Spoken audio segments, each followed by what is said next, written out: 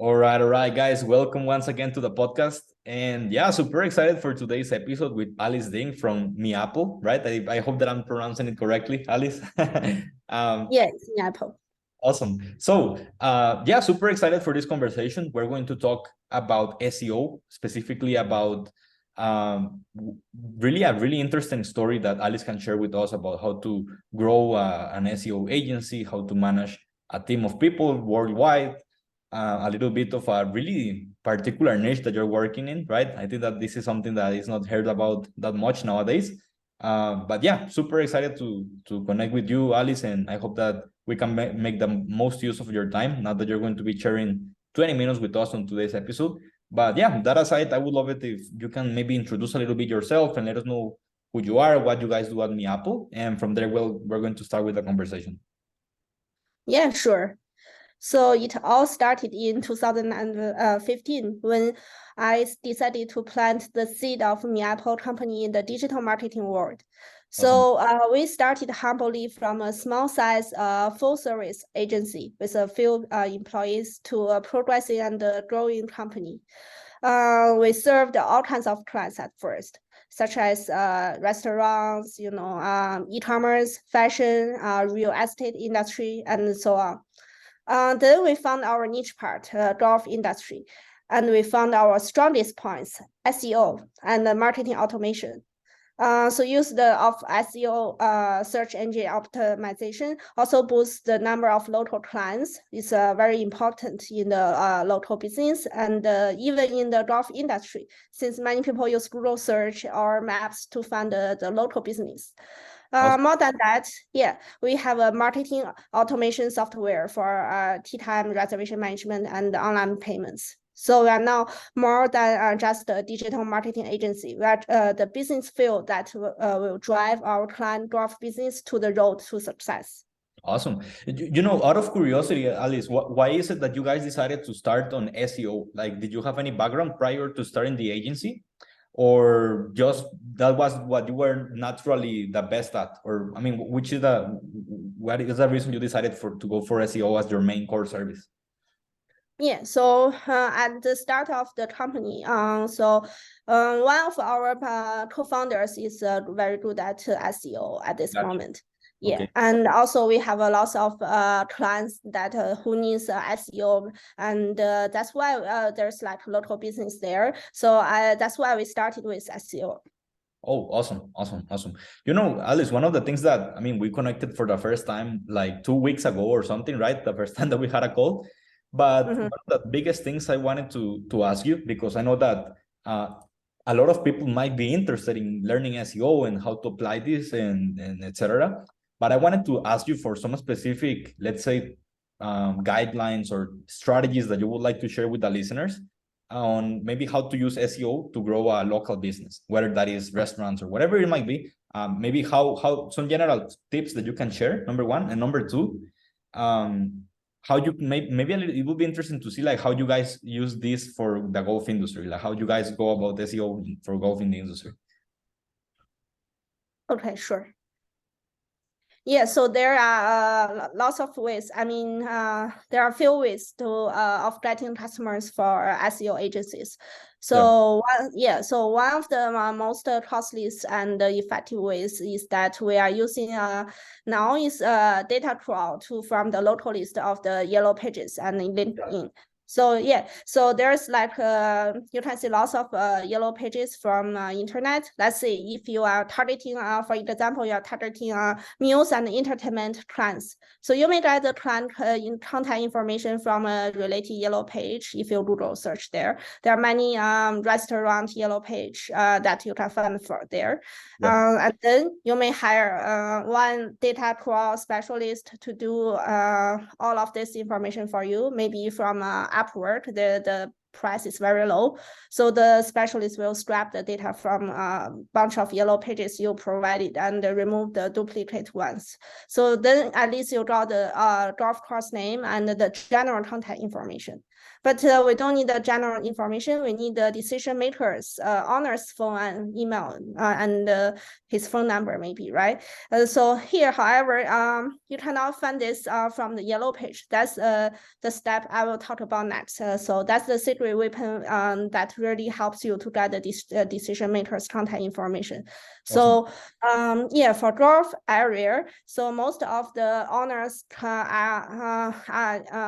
appear on the LinkedIn. So we use some LinkedIn marketing tools like we connect to search for the primary decision makers' contact information there. So we import all the data from the yellow pages to there and find for example, find the CEO or owner or president of the this golf course from LinkedIn there. So in this way, we will get all the needed cold call or cold email contact information there easily. And for golf industry, it's very easy. There's like about 3,000 outdoor golf courses in Canada and about like 17,000 outdoor golf courses in United States. So we may just need to get this information from Yellow Page and LinkedIn, and then we can use this use some email software to send emails, or we can directly call them. Yeah, awesome. And typically when you send emails, do you guys just send the email and that's it, or do you also reach out? I mean, do you send the email also on LinkedIn, if possible, maybe on Instagram or Twitter, or how is it? Like, do you guys typically do everything or just email? Well, just email and LinkedIn, let's say, or how is it? Yeah, normally we started with LinkedIn and also we send email. Okay, awesome. Yeah, I mean, it's because, of course, I want the listeners, because just, of course, most of the people that listen to our podcast are either agency owners or SaaS founders. So for maybe somebody that is running an SEO agency, that they can also learn a little bit of how you guys do things. And I think that has been super insightful so far. Another topic that I wanted to discuss, Alice, is I know that you are having a team that is all over the world, basically, right? So I wanted to learn maybe some team management tips that you want to share. Maybe when it comes to well, of course, managing people that are maybe not necessarily physically next to each other. So that would be one, and also a little bit on basically how to basic team management tips, because I know that you also told me that you have people that because of currency exchanges are easier to leverage when it comes to reducing costs for your agency, right? So maybe you can talk a little bit about that. That would be awesome. Yeah, sure. So yeah, so as you said, our team is now worldwide at this moment, especially during the pandemic, you know. So they're all working full remotely all over the world. Although we have office in both United States and Canada. So yeah, so some of them are from India, some from Europe, some from China, and some are locally there. So managing them is not that easy, as you know. Yeah. So, but however, if you are able to do this, is significantly reduce your agency cost. As you know, you may always find the best employee and the cheapest employee all over the world. So you may hire for example, if you hire you may hire the Indian person for the website development, which may only cost you maybe 1/5 money of hiring a local one. And you may hire Eastern European for design, because their design styles it kind of mostly matches the North American design styles. Or you may hire some others like that.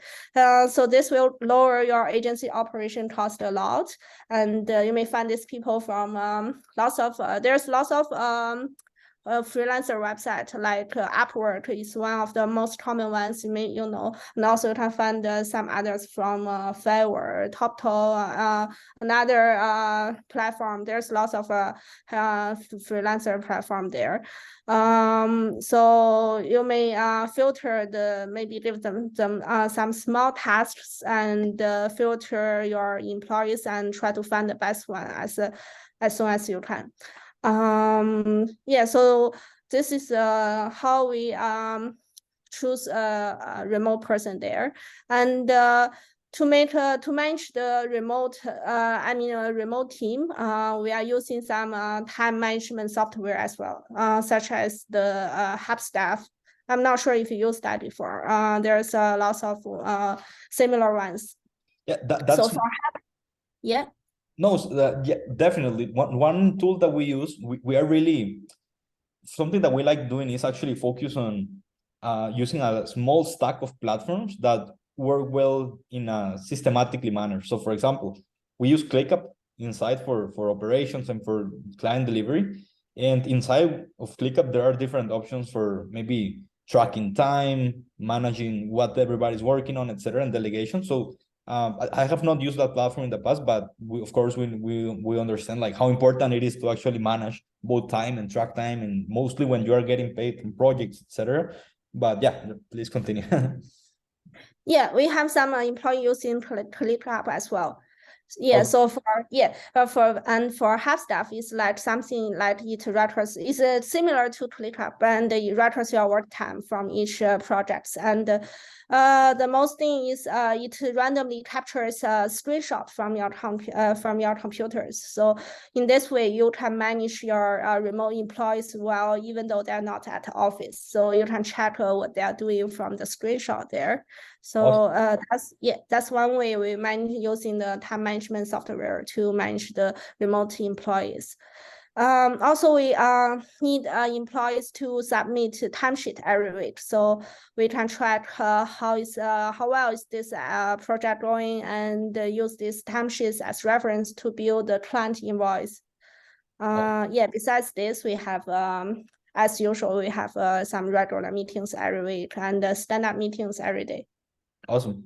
That's great, because that's something that is not often, that is not often done, even if I also believe that is super valuable to actually catch up with your team members and see how's everything going, if they have the resources to actually execute on what they need to do, right? Because that's another thing, like when most of times we as leaders, we feel like, hey, yeah, I gave them everything that they need, and maybe they're like, okay, I don't know how to do this and how to do this as well as the founder actually knows, right? So I think that's super valuable to be given the resources and catching up to see if everything's working well. And also, you mentioned a little bit on tracking because when we need to keep track of invoices and payments and everything that has to do with getting paid, basically, sometimes people have a hard time selling SEO, right? Because maybe, yeah, clients might understand the value of organic traffic without having to rely on paid ads, and that's why they say like, yeah, SEO is important. But maybe sometimes it's hard to not hard, but it takes time for SEO to start ranking your website, for Google, to start ranking your website in their search engines, right? So what happens is that maybe 3 months, 4 months, or 5 months go by, or maybe even 1 year, depending on what you're selling or who you're working with, etc. Maybe 1 year to your clients actually start ranking on Google, right? So I wanted to ask you, because I know that you guys do some interesting stuff to actually monetize, or not monetize, but actually make more appealing or easier to sell your SEO services, right? So can you let us know a little bit more about what you guys do to make that part of the equation easier to sell? Yeah.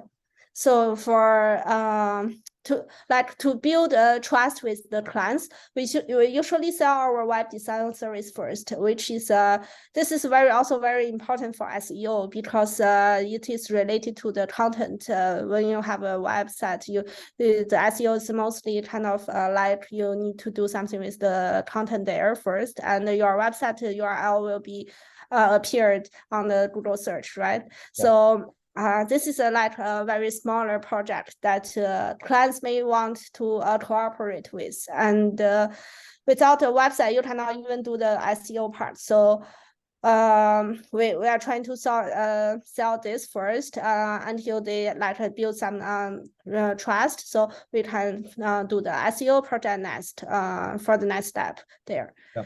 The other one is we have our own marketing automation cloud software. So for drop industry, one of the most common used software is like T-time booking software. So we sell them the software so they can try our what we developed before, and they can using these tools to connect with the website and the other marketing tools and also accountings.